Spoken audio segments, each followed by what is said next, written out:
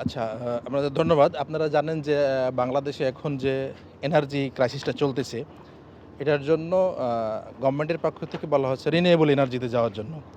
তো গভর্নমেন্টের পক্ষ থেকে বলা হয়েছে যে যত পরিমাণ আমরা রুফটপ সোলার ইউজ করতে পারি সেই পলিসিতে, তাহলে আমাদের দেশের এনার্জি ক্রাইসিসটা কিছুটা কমে যাবে। এরই ধারাবাহিকতায় ইউনাইটেড গ্রুপ অলওয়েজ বাংলাদেশে এনার্জিতে কন্ট্রিবিউশন করে আসছে। এর ধারাবাহিকতায় আজকে এইখানে আমাদের ইউনাইটেড গুঞ্জে লিমিটেডে একটা 400 কিলোওয়াট, 400 কিলোওয়াটের সোলার রুফটপ সোলার স্থাপন করা হয়েছে এবং এইটা ইতিমধ্যেই আমাদের এটা ব্যবহার হচ্ছে। তো রুফটপ সোলারটা এখানে 400 থেকে 420 কিলোওয়াট যে সেভিংসটা হবে, সেইখানে আমরা যেখান থেকে ফসিল ফুয়েল থেকে যে এনার্জিটা নেই সেটা আর লাগতেছে না, সেটা তখন আমাদের গ্রিডে কন্ট্রিবিউশন হবে।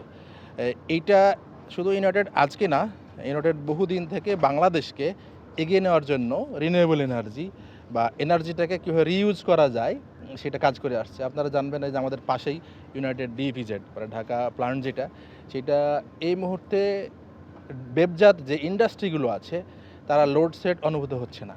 সারা বাংলাদেশের কঠিন লোডশেডিং যাচ্ছে, আপনারা দেখছেন সংবাদ মাধ্যমের বরাত দিয়ে। কিন্তু আমাদের ইউনাইটেডের ঢাকা ইপিজেড প্ল্যান্টটা যদি না থাকতো, এই বেবজার আন্ডারে যে ইন্ডাস্ট্রিগুলো ছিল সেইগুলো হয়তো বা বন্ধ হয়ে যেত বা তাদের প্রোডাকশান ব্যাহত হতো। তো সেইটাকে ইউনাইটেড গ্রুপ এটাকে বাঁচিয়ে রাখছে এবং দেশের ইকোনমিতে একটা গুরুত্বপূর্ণ অবদান রেখে চলছে।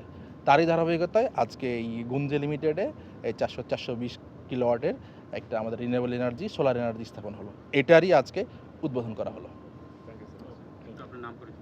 আমি ইঞ্জিনিয়ার গোলাম আরিফ, আমি আছি plant manager Dhaka EPZ United group.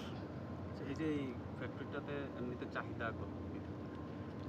এইটা চাহিদা আপনার 1 মেগাওয়াটের কাছাকাছি। এইটা আমাদের এখান থেকে লাইন নেওয়া আছে, আমাদের এখান থেকে লাইন করা আছে। তো 1 মেগাওয়াট তারা যদি 50%, হ্যাঁ যেরকম ধরি একটা রাফলি, যদি সেটা আমরা রিনিউয়েবল থেকে পাই তাহলে এইটা আমাদের গ্রিন এনার্জিতে কন্ট্রিবিউশন হলো। এবং যে ফরেন বায়াররা আছে তারাও কিন্তু বলে যে গ্রিন এনার্জিতে যে ফ্যাক্টরিগুলো চলে তাদের কাছ থেকে তারা প্রোডাক্টটা পারচেজ করতে বা কিনতে একটা কমফোর্টেবল ফিল করে। এই ইপিজেডের এখন যে কটা কারখানা আছে কতগুলিতে আমরা সোলার আছে? ইপিজেডের সোলার খুব বেশি নাই, হাতে গোনা 2-3টা। এবং এটা বাংলাদেশ এক্সপোর্ট প্রসেসিং জোন বেবজা এটা একটা পলিসি করছে যে তারা বিভিন্ন ইন্ডাস্ট্রিগুলোতে বসাবে, পলিসি লেভেলে তারা আগাচ্ছে। তো করে এখন শুধু সময়ের দাবি।